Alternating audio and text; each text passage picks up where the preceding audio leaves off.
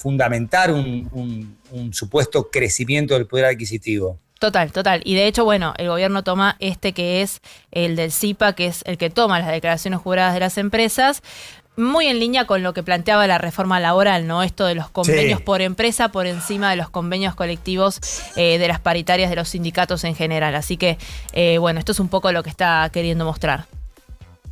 Muchas gracias, Euge Mucio. Bienvenidos a Club Zurich, un club en el que solo por ser cliente te da beneficios en supers, electro, hogar, jugueterías y más. Adiós a pensar solamente en siniestros. Hola a esos gustos que hacen bien. Club Zurich, beneficios que nos unen.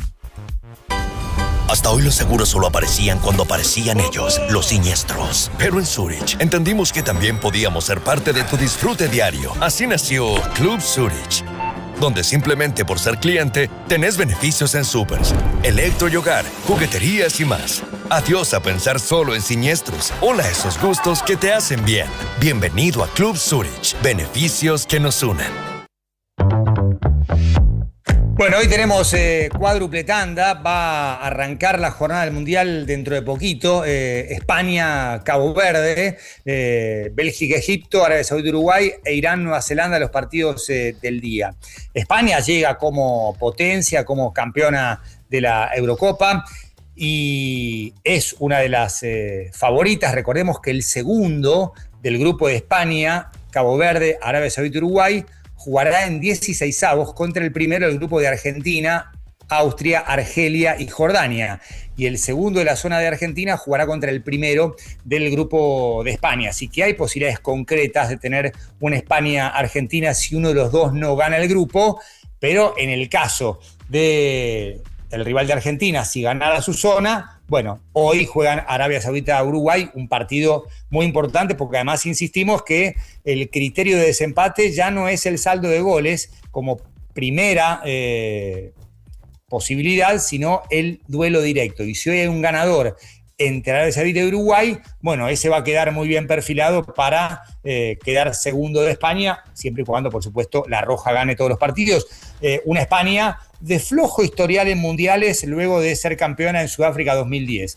En 2014 no pasó fase de grupos y en 2018 y en 2022 se quedó afuera en octavos. En 2018 contra el local Rusia y en 2022 contra Marruecos, en ambos casos por penales. Luis de la Fuente, el entrenador, el gran responsable de esta selección española, más allá de Aragonés y Del Bosque en aquel trinomio Eurocopa, Mundial Eurocopa entre 2008 y 2012. Después hubo un bajón, el equipo se quedó afuera prematuramente en el Mundial de Qatar con Luis Enrique de entrenador. Apareció Luis de la Fuente, quizás sin tanto currículum, sin tanto pedigree para dirigir España, había hecho un muy buen trabajo en las juveniles y llevó esa excelente gestión en la sub-19, la sub-21 a la mayor con la Eurocopa 2024 como máximo logro. Esto decía Luis de la Fuente antes del estreno de España dentro de un ratito contra Cabo Verde. Creo que es el mejor centro del campo del mundo. Es que es verdad. Tenemos al mejor, al Balón de Oro. Tenemos a Zubimendi, que si no es Balón de Oro podía serlo. Fabián, Pedri, Olmo, Merino, Baena, Gavi, gracias por el apunte porque si no me olvido alguno. Es que ahora esto tiene una segunda claro, ahora vais a decir, os adelanto para que no, es que no jugó, ¿y aquí quito? Pues alguno para que deje de jugar alguno tendrá que jugar otro y viceversa. Entonces, para que veáis el nivel que tenemos y que habrá futbolistas muy buenos, que alguna vez se tendrán que quedar sin jugar, no entran todos. Esa es la suerte de esta selección. Esta es la suerte de tener un equipo como este tan comprometido y que entienden perfectamente el rol de cada uno en cada momento y que lo aceptan. Eso es una suerte. Pero son, en mi opinión, y con todo el respeto para los demás, el mejor equipo del mundo, los mejores jugadores. Bueno, hace referencia a Luis de la Fuente, algo que también vi en estos primeros partidos, la importancia del centro del campo.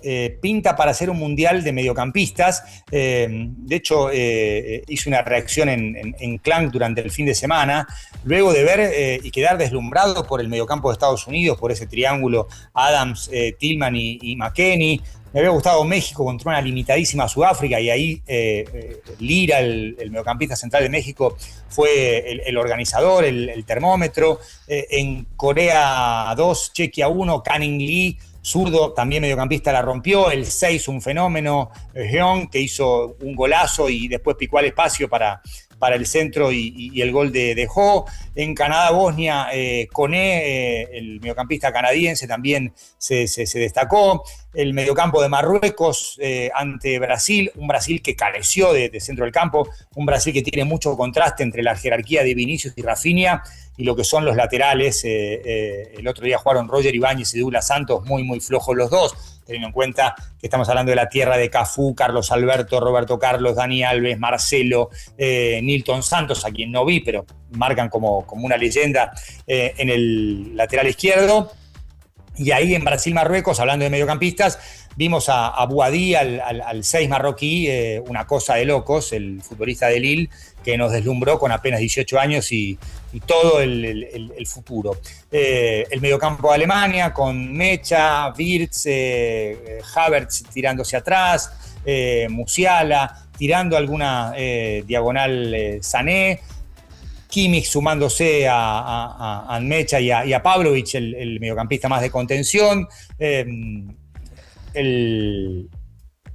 Quizás punto distinto fue Costa de Marfil con su extremo Diomandé, que la rompió toda por la derecha y por la izquierda, pero pinta para ser un campeonato de mediocampistas y me hacía la pregunta en Clank, ¿no será que la selección argentina repleta de mediocampistas dejó una huella con su título en Qatar, con De Paul, Enzo, Alexis, Paredes, en el partido con Croacia jugaron los 4, Thiago Almada, Messi, hablo de los que jugaron en aquel mundial. Hoy la base se ha ampliado y tenés a Nico Paz que te puede aportar desde otro lugar, Giovanni Lo Celso.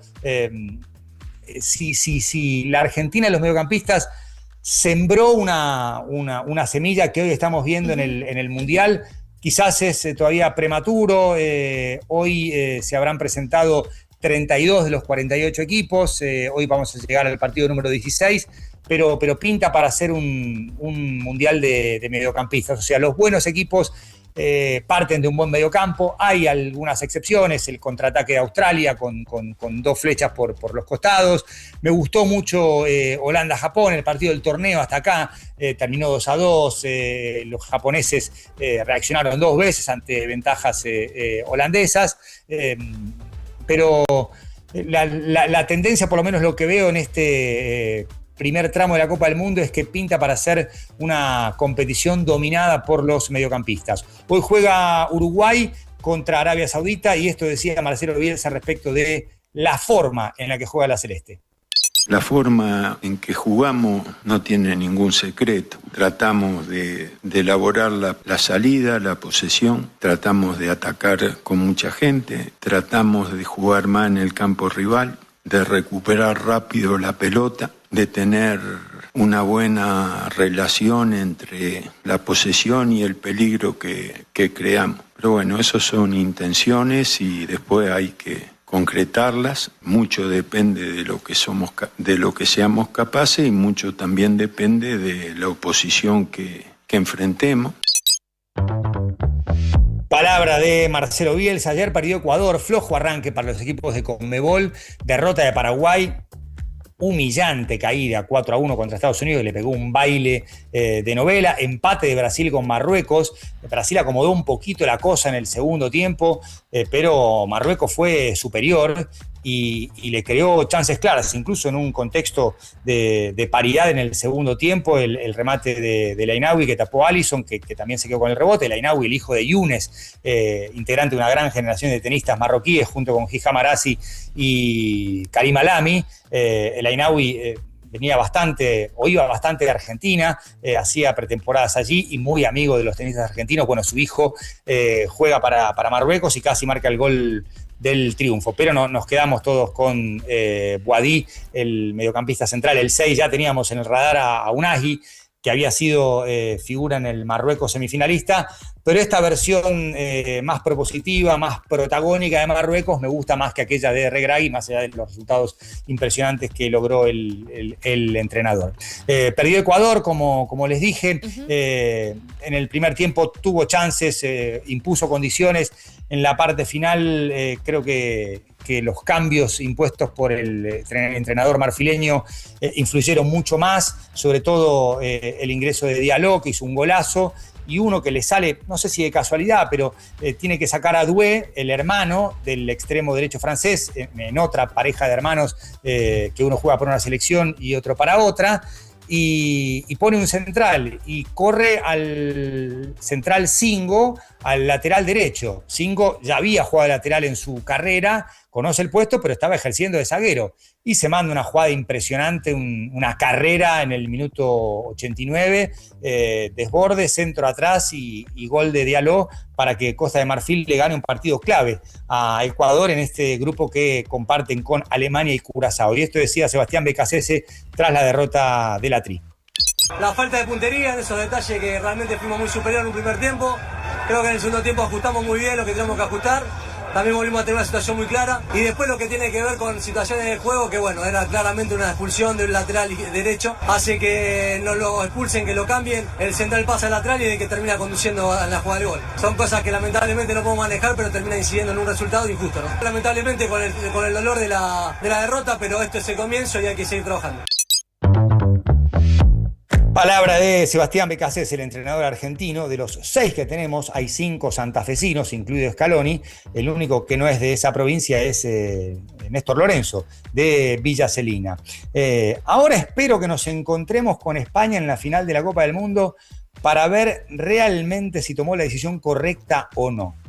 Esto lo dijo Fouzi Lekia, el presidente marroquí, con relación a Lamine Yamal, que podría haber jugado para Marruecos, como por ejemplo eligió Hakimi o Brahim Díaz, y decidió representar a España. Desafiante la frase del presidente de Marruecos. Bueno, los dejo. Antes una mención al título de los New York Knicks, campeones de la NBA después de 53 años. Rompieron Nueva York. Impresionante. Pero, literalmente, destrozaron Nueva York en los festejos, pero en lo deportivo hablamos de la conservación de los New York Knickerbockers después de 53 años, con un Jalen Brunson descomunal, 45 puntos en modo MJ, elegido el MVP de las finales de conferencia también de las finales. Recordemos que los Knicks habían ganado esa NBA Cup que se juega en el arranque de la temporada, así que doblete. Igual es... en la NBA también tienen copismo, no tanto como en la Argentina, que hay 25.000 títulos por año, pero la que cuenta es la que acaba de ganar. El anillo se recibe cuando ganás en la NBA, y los Knicks, un equipo padre de la NBA, de los más importantes, el mercado más importante de la NBA, la sede central está en Nueva York, el NBA Store más importante está en Nueva York. Bueno, los Knicks acaban de consagrarse campeones por primera vez en 53 años, y veías a algunos legendarios jugadores que no fueron campeones, como Patrick Ewing, acaso el mejor Knick de todos los tiempos, aunque algunos dicen, bueno, ¿qué hacemos con Jalen Brunson? Si no se sienta en la mesa de Patrick, el propio papá de Jalen, Rick, que integra el cuerpo técnico de Mike Brown, dijo, no, amo a mi hijo, sé que hizo algo grande, pero el mejor Knick de la historia es Patrick Ewing. Y ahí estaba Patrick abrazándose con los campeones, con Karl Anthony Towns, con Jalen Brunson, con Mitch Robinson,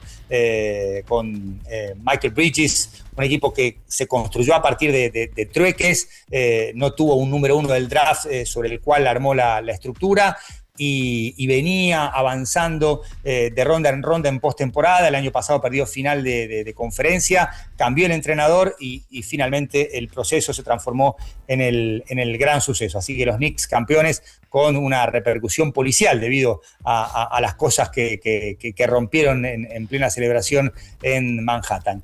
Bueno, 9:19 en Dallas, 11:19 en toda la República Argentina. Me voy de acá volando a la cobertura de España, Cabo Verde, pero no somos No te olvides nadie, la credencial. No, la estoy mirando. Gracias, Ele, la estoy mirando. Sí, la tengo. Es que tengo 2 escritorios acá en el cuarto. no piensen en una mansión, ¿no? Está muy bien el cuarto, muy bien, pero tengo, viste, estas mesas las voy a mover un poquito, que después se pueden meter debajo del escritorio y me permite apoyar el micrófono, la computadora, y en el escritorio central, en ese que no se puede mover, tengo la credencial, así que la miro para no olvidármela. Bueno, nos reencontramos mañana desde Kansas, pero No Somos Nadie sigue hasta las 14 horas de la Argentina. Besos, chau. Besos.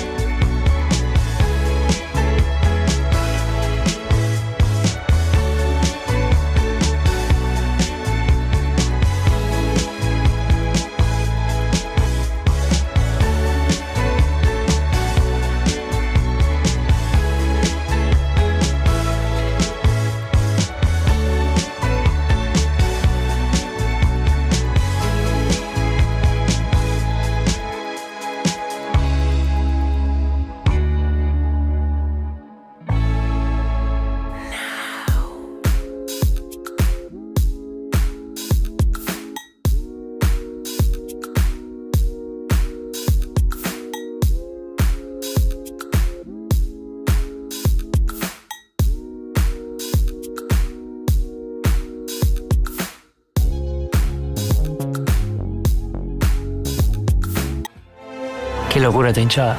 Dejan todo, menos alentar. Los hinchas llenan de energía a los jugadores. Los jugadores llenan de energía a los hinchas. YPF, Energía Argentina. Los argentinos tenemos partidos que se juegan en la cancha y otros en la panza. Y si aparece dolor, Sertal, el alivio para el dolor de panza argentino. Lea atentamente el prospecto. Ante cualquier duda, consulte a su médico o farmacéutico. Hay un momento de la tarde en el que lo más importante es estar bien rodeado. Coworker, con Agustina Casanova y Mariano Almada. Actualidad para decidir y música para acompañar en un mismo espacio. Coworker, de lunes a viernes, de 14 a 17. Un nuevo punto de vista en Now 97.9, tu nueva radio. Extra Gas, la empresa familiar que desde hace más de 35 años llega con la mejor energía a todo el país. Una empresa de la que vos también sos parte. Porque confías en nuestra calidad y seguridad, elegís nuestras garrafas de color lila. Sabés que respondemos y que llegamos a donde sea, cuando sea. En tu casa o empresa, querés a alguien cercano, que te entienda, alguien que te dé algo extra. Más que gas. Extra Gas. Podés soñar con emprender un nuevo proyecto, con armar una pyme, con remodelar tu casa, con tener la mejor cosecha de la historia, o hasta con salir campeón del mundo de nuevo. Pero nunca dejes de soñar en grande. Soñá en grande. Pensá en macro. Información que se acomoda al ritmo de tu mañana. No somos nadie. Un nuevo punto de vista en Now 97.9. 11:26 de la mañana de este lunes, feriado, 10:02, la sensación térmica en este momento, pero ya está conectado él, nuestro señor tiempo, Ezequiel Marcusi. ¿Cómo sigue este feriado? ¿Cómo estás? Buen día. ¿Qué tal, Eleonora, equipo? Bueno, sigue muy bien. Y presten atención sobre todo, no sé si lo tenés en pantalla ahí, el dato de la humedad. A ver. El dato de la humedad ahí, si no te lo alcanzo. Alcánzamelo, pero por favor. Ese es el... Sí, 49% la humedad. Hermoso. Muy bien. O sea que ha bajado, sí. Finalmente tenemos una condición mucho más agradable. Y bueno, esto es lo que nos va a dar amplitud térmica, bastante diferencia entre la mínima y la máxima. Hoy vamos a llegar a unos 15 grados. Mañana vamos a tener una mínima en torno a los 6-7 grados, pero la máxima puede trepar hasta 18. Así que va a estar muy, pero muy agradable también el arranque de la semana, hoy y mañana. Pero bueno, después, a partir del miércoles vuelve a bajar un poquito la máxima. 14, 15 van a ser esos valores más elevados en el resto de la semana. Y las precipitaciones que pueden volver el jueves. Igual falta mucho. Vamos paso a paso. Exacto. Sí, vamos disfrutando de a poquito mejor este comienzo de semana que tenemos muy poca humedad. Así que, bueno, y la única zona bajo alerta por ahora, hoy solamente, es el extremo sur de nuestro país. Esto es el sur de Santa Cruz y Tierra del Fuego por vientos intensos. Pero no es nada de gravedad. Gracias, Eze. Hablamos más tarde. Hasta luego. Hasta luego. El centro del día pide equilibrio. No somos nadie. Now 97.9. Actualidad. Más música pensada para vos. Casi pisando las 11:30 de la mañana, arrancamos con la primera ronda informativa de este día. Arranco con vos, Barbie. Bueno, ningún problema. Se viene la saga, viste que en esta época de mundial empiezan a lanzar todas películas. Me encanta eso. Así como pasó con Rocky, que es un éxito, ¿eh? Muchos están felices de ver todas las Rocky. Bueno, Universal estás lanzando la plataforma que por ahí es la menos popular entre la gente, ¿no? Viste que a veces podés pagar una, dos, la tercera te la prestan. Exacto. Y así, bueno, Universal por ahí no corre con la misma suerte de Minions. Todos los Minions juntos lanzan a todos los amarillitos por ahí. Mi villano favorito 1, que es del 2010. Cada 2 años iban sacando uno. Mi villano 2, 2013. Minions 2015. Mi villano 3. Minions 2, nace un villano. Todas esas van justamente como calentando motores porque se viene el 2 de julio en pantalla grande en cine, Minions vs. Monstruos. Ayer justamente estuve en el cine y ya veo que está en el Candy Bar, que siempre saben ustedes que el Candy Bar es lo que más factura dentro de lo que es el negocio de las cadenas de cine, ¿no? Ajá. Una entrada de cine te puede salir, no sé, 18, 20... y un balde de pochoclo, tenés ahí como 30.000 para arriba, y empiezan con el vasito, con el Minion o Toy Story, bueno. Que todos los chicos quieren una vez que entran al cine. Ya está todo el merchandising listo para eso. También lo quiero, pero me contengo y no lo compro. Pero yo soy el que mira eso y quiere el balde. Ayer vi un señor grande, solo, con un balde de pochoclo y se llevaba el vaso de Toy Story, que todavía no estrenó, pero que ya está ahí. Entonces le dijeron, le puede quitar el vaso de toda una estructura donde está Buzz Lightyear y todos los bichitos. Pero bueno, viste que hay gente que le gusta. Sí, total. O los colecciona. Claro, los colecciona. No sé cómo será en su casa, si su pareja eventualmente le tira todo eso a la basura o no. Pero bueno, volvemos a los Minions entonces. Para todos, los grandes, los medianos y los más chicos, son 5 películas entonces que ya van a tener en plataforma. ¿En qué plataforma? En Universal Plus, Universal Más. Ah, mira, sí, es la menos conocida de todas, por eso es la menos decías. conocida y por ahí la que la gente por ahí menos se adhiere, pero eventualmente cuando tenés chicos en tu casa que ya se van a venir las vacaciones de invierno el próximo mes, te suscribís un mes y después te das de baja. Ya está, después te das de baja, exactamente. Gracias, Barbie. Euge. Bueno, hablaba Mauro al inicio del programa de este memorándum de entendimiento entre Irán y Estados Unidos, lo cual es una señal para los mercados e hizo que el commodity de barril del Brent, que es el que nosotros tomamos como referencia para después ver cómo se componen los precios de nuestras naftas, tuvo una baja significativa de casi 5%, $83 está cotizando en este momento. Recuerden, en momentos más álgidos de la guerra estuvo, o llegó en realidad a los $126, también estuvo en el orden del 100. Bueno, lo importante de esto es que nosotros hoy tenemos un acuerdo de palabra, algo que YPF llama el buffer de precios, que sostiene el precio de nuestras naftas o lo sostiene de las volatilidades más grandes. Entonces, habrán visto que tuvo un salto y de hecho Argentina, dentro de los países exportadores de la región de petróleo, es el que el salto más grande tuvo,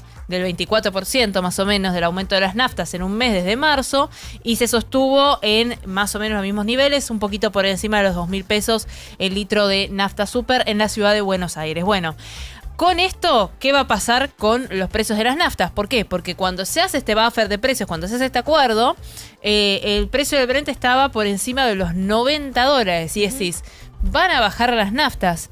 Bueno, según fuentes de las petroleras y del mercado, bueno, justamente del petróleo, por ahora se va a sostener así como está. Es decir, durante los próximos 2 meses vamos a ver los mismos precios si no ocurre nada extraordinario.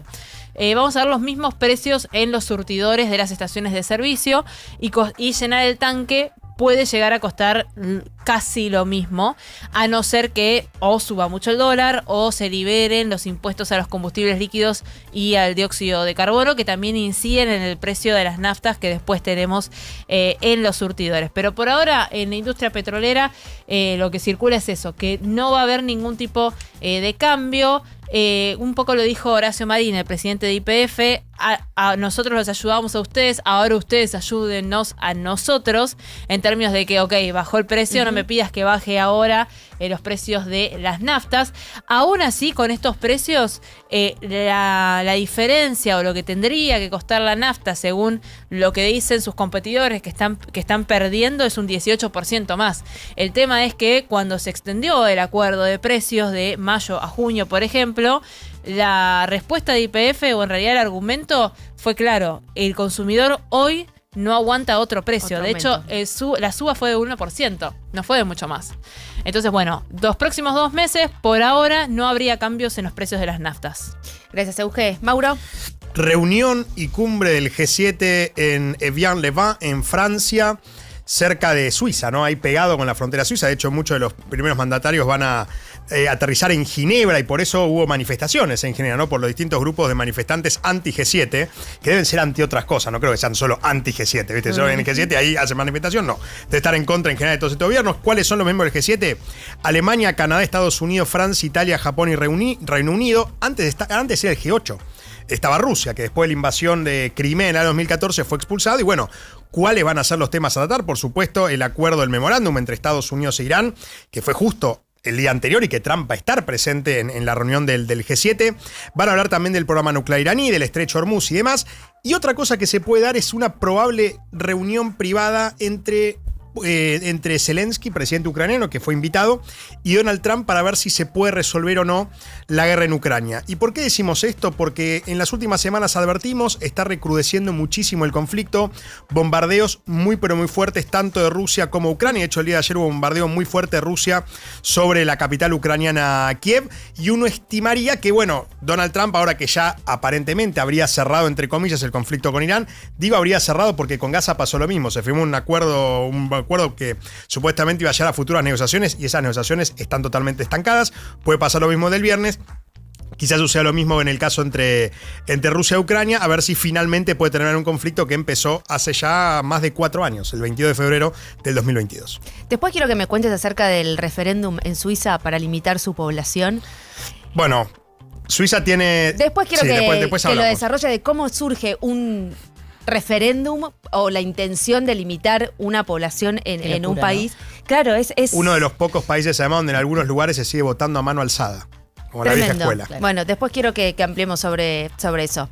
Tenemos que hablar del juicio que empieza mañana. Esto es por la desaparición de Loan en la provincia de Corrientes, una desaparición que ocurrió hace exactamente 2 años. Este martes 16 de junio arranca el debate oral por la desaparición de Loan Danilo Peña, el niño correntino que sigue siendo una de las intrigas más resonantes en nuestro país, a más de 2 años de su desaparición. En total hay 17 acusados, divididos en 2 grupos con roles y responsabilidades diferentes. Por un lado está el grupo del almuerzo.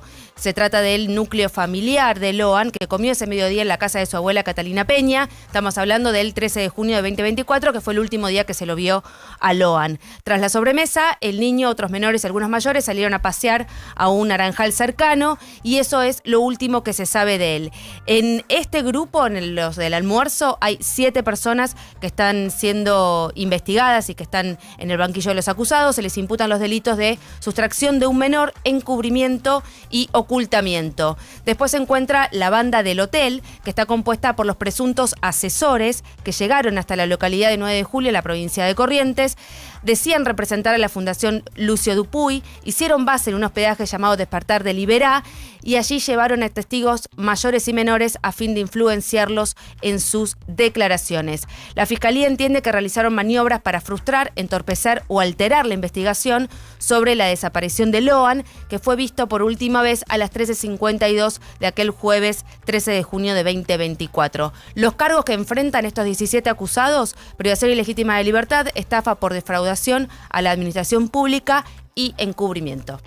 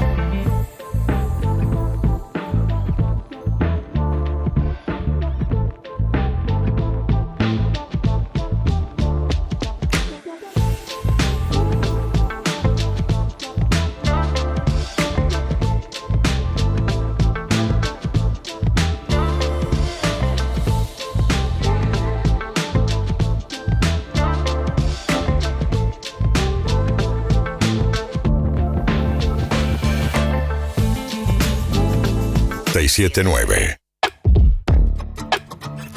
11:40 de la mañana. Recién en el pase, Paulino y Juan Pablo hacían referencia a todo lo que está sucediendo con el caso Adorni y a cómo este conflicto político tapa algunas cuestiones económicas que son favorables y que están un poco colapsadas o opacadas por la situación de Adorni y todo el esquema político. Estamos en contacto con Carlos Fara, él es analista político, justamente para desandar este camino y para hablar de lo positivo y de lo negativo y cómo una influye en la otra. ¿Cómo estás, Carlos? Eleonora Pérez Caresi te saluda.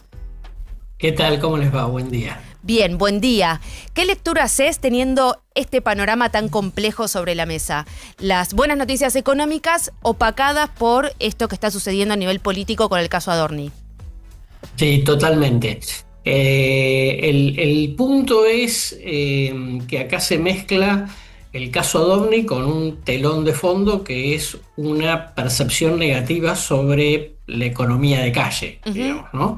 Si efectivamente la inflación bajó, el gobierno acumula reservas, baja el riesgo país, tenemos récord de exportaciones, pero digamos ya venimos con 6 o 7 meses en donde el pesimismo supera al optimismo, porque no existe esa sensación en la calle, lo cual, digamos, obviamente, digamos, no contradice los datos. Claro. Y el caso Adorni es sobre llovido mojado, ¿no? Es sobre una percepción que yo te diría a partir de diciembre, que se fue deteriorando para el gobierno.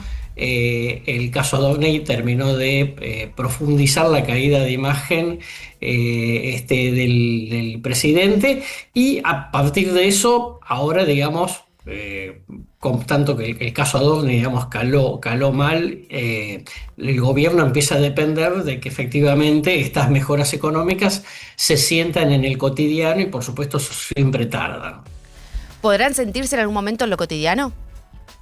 Sí, va a necesitar, viste, lo que habitualmente conocemos como boom de consumo, ¿no? Que no tiene que ver exclusivamente con algunas pequeñas mejoras, sino que tiene que verse en la cuestión del ingreso y sobre todo, digamos, en que la gente pierda el miedo a quedarse desocupado, ¿no? Que es un poco por algunos hechos que han sucedido en los últimos meses, eso se ha incrementado. Sí. Y viste que además, cuando se produce una cierta decepción con una situación como la económica, recuperar la confianza en la opinión pública tarda más tiempo, ¿no? Por ahí va a ir mi siguiente pregunta, ¿no? De que todo lo que está pasando a nivel político y con lo de Adorni genera mucha más desconfianza en el actuar del gobierno en general, y eso va a terminar influyendo negativamente en el nivel de consumo y en la economía en general. Sí, claro. Viste, cuando un gobierno entra en un gobierno entra en una inercia de negatividad por diversas razones, y ya pasaron 30 meses, después dar vuelta a esa opinión cuesta más que hace 10 meses atrás, digamos, antes de las elecciones. Por eso el gobierno sí pudo, con el éxito electoral, más la ayuda de Trump, todo lo que pasó en octubre, pudo recuperar buena imagen en octubre, noviembre, y después lo que también sucedió es que en la medida en la cual el gobierno ganó la elección, trajo esa buena noticia, pero también era de esperar que la vara de exigencia por parte de la sociedad fuera más alta, y por lo tanto también la paciencia respecto de los resultados fuera distinta. ¿Cómo estás, Carlos? Eugenia Mucio te saluda.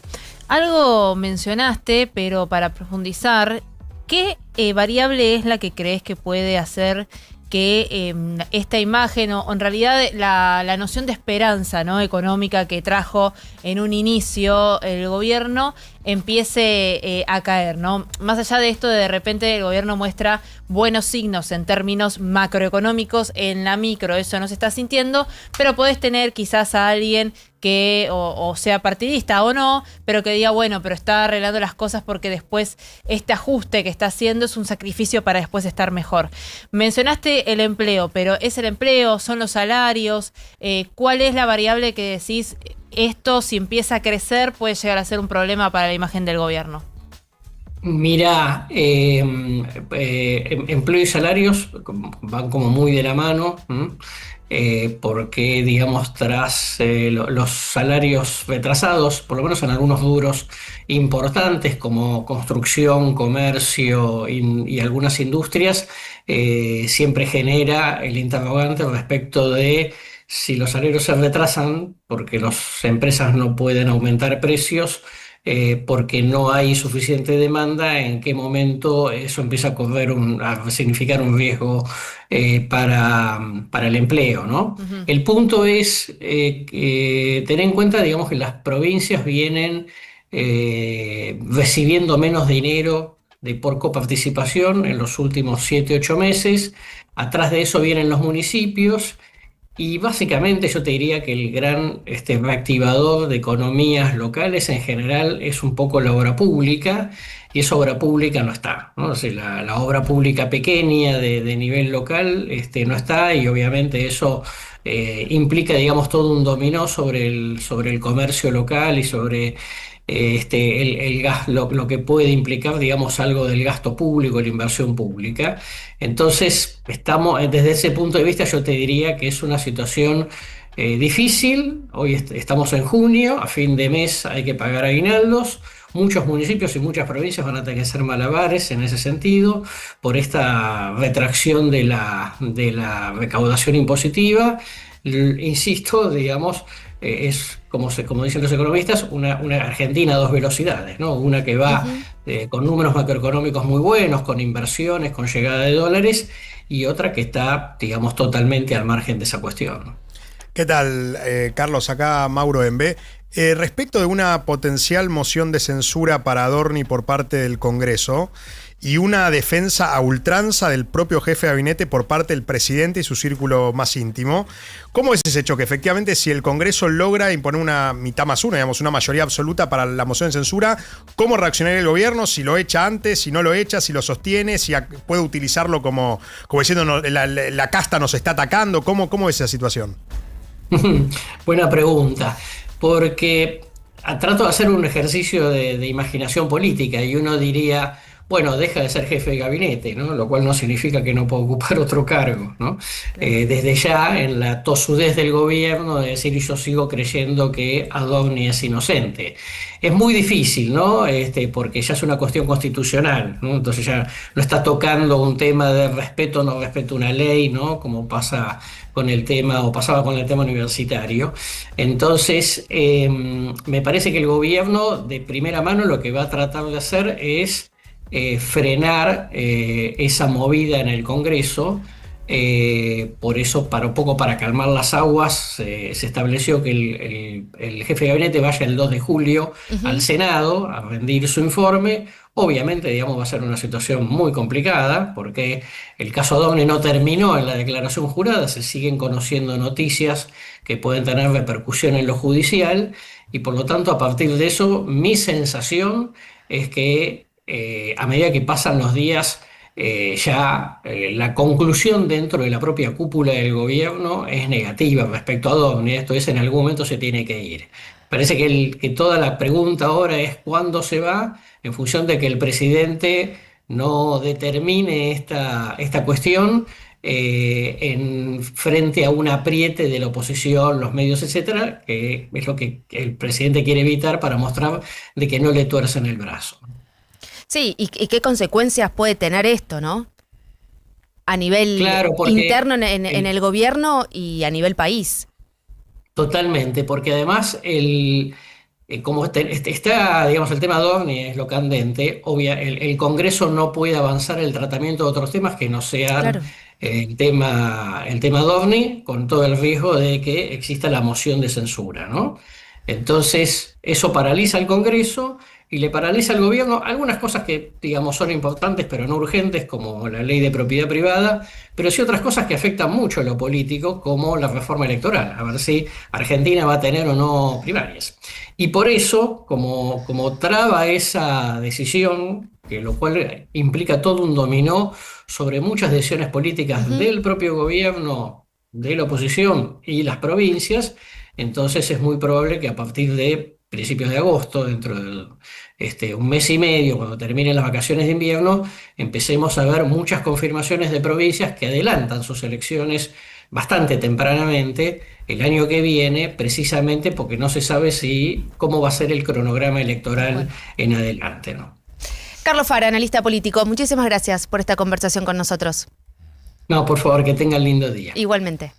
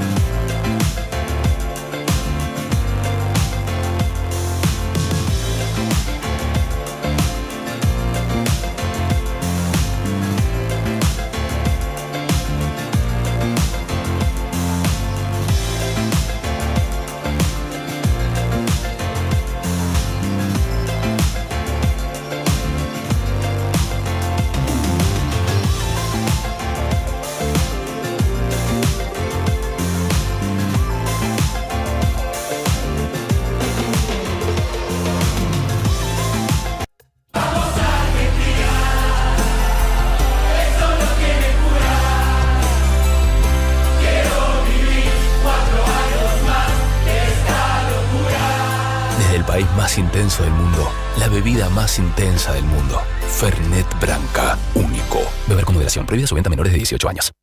Nosotros sabemos lo que vendemos. La garrafa blanca de YPF Gas tiene 10 kilos de verdad.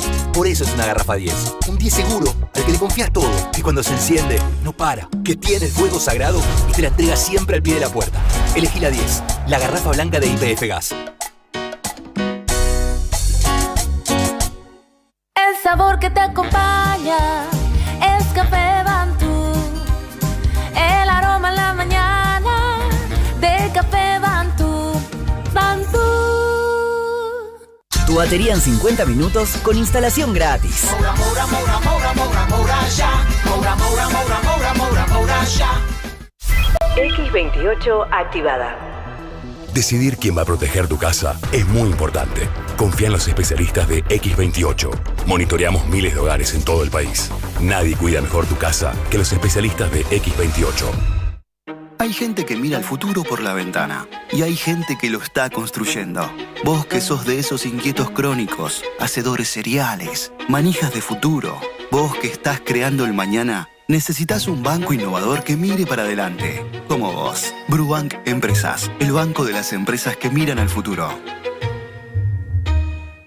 Vamos con un equipo bien argentino. En el arco Pancho, en el fondo el huevo, en el medio mostaza y arriba el fideo. A los argentinos todo nos pasa por la panza. Y si aparece dolor, Sertal, el alivio para el dolor de panza argentino. Lea atentamente el prospecto. Ante cualquier duda, consulte a su médico biofarmacéutico.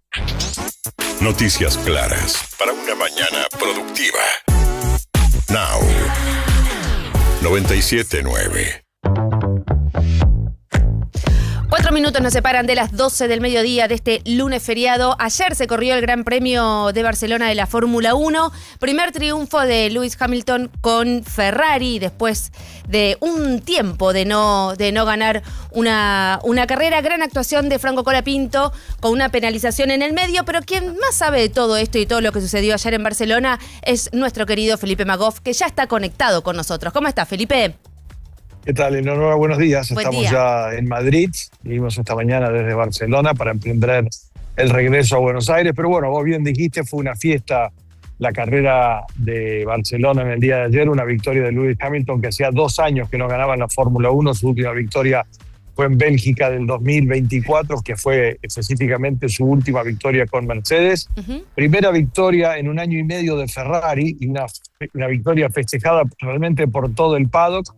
Se dio una situación histórica, aparte de la victoria de Hamilton, es que los 3 pilotos del podio eran británicos. Segundo quedó Russell, tercero Norris. Y esa combinación de 3 pilotos de un mismo país, o de Inglaterra específicamente, no se daba desde octubre de 1968. Wow. Hace 58 años que no se daba una combinación de pilotos ingleses, primero, segundo y tercero. Pero vayamos a la carrera en sí, una fiesta, la verdad, una carrera en donde Ferrari utilizó bastante bien la estrategia con un poco de suerte por los autos virtuales de seguridad y los autos de seguridad que se dieron en carrera, y obviamente una carrera que también fue de menor a mayor para Franco Colapinto. Largó 13, tuvo una buena largada, subió 2 posiciones, después venía peleando con su compañero Pierre Gasly. El equipo le pidió que le cediera la posición a Gasly porque obviamente estaban en estrategias diferentes, Pierre Gasly con cubiertas medias, Franco con cubiertas blandas, y después tuvo un poco de suerte Gasly porque en el momento de que tendría que haberse devuelto las posiciones, apareció el auto virtual de seguridad, Gasly se detuvo, obviamente demora la mitad del tiempo para cambiar las gomas en estas condiciones, quedó delante de Franco y finalmente habían quedado 7º y 8º al final de la carrera, y los comisarios después citaron a Franco al final de la carrera porque dice que no se había detenido como se lo tendría que haber hecho en el momento de las banderas amarillas. Le dieron 10 segundos de penalidad y cayó del 8º al 10º lugar. Pero mejor que yo, que nos cuente Franco cómo vio la situación de ayer y qué espera del equipo para las carreras que vienen. Bien, una buena carrera, creo que muchos puntos, así que muy positivo para todo el equipo. Nada, tuve obviamente mala suerte que después paré justo antes del Virtual Safety Car y tuve muchas banderas azules, mucho aire sucio. Pero nada, una carrera buena, positiva, creo que para todo el equipo haber sumado puntos con los dos es muy bueno, así que nada, a seguir trabajando y a laburar para Austria ahora. Esperemos que sí, que demos un saltito como equipo, ojalá que podamos seguir laburando y mejorando. El optimismo de Franco contagia. Sí, un saltito como equipo van a dar porque el equipo extraoficialmente nos confirmó que las mejorías de la trompa y algunos detalles en la suspensión delantera van a llegar para el Gran Premio de Austria dentro de 2 semanas nada más. Pero bueno, sobre todo el equipo estaba contento porque habían sumado puntos con los 2 autos, siguen muy firmes en el 5º lugar, se han separado algo más de los equipos que estaban en persecución y también Franco nos decía esto sobre la actuación de Pierre Gasly en el día de ayer.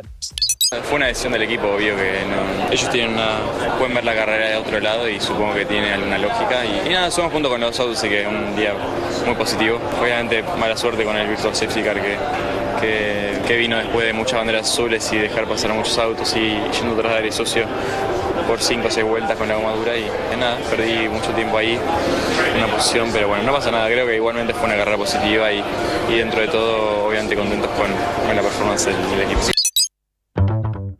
Bueno, ahí aceptando un poco la situación de la decisión del equipo, y yo creo que con mucha naturalidad lo contó, es que el equipo tiene una visión 360 de lo que está pasando en la carrera, y por eso él aceptó las órdenes de equipo. Después, como te decía anteriormente, cuando podría haber pasado Franco a Gasly con la detención, la segunda detención en boxes, tuvo la suerte Gasly tener un virtual safety car que demora la mitad del tiempo y bueno, quedó delante, y en definitiva eso hubiese quedado igual por la penalización. Y también, ya que estamos, aprovechamos para que Franco nos cuente, porque todos los pilotos lo hicieron, sobre esta victoria muy reconocida y muy alegre de todo el paddock de Lewis Hamilton en el día de ayer.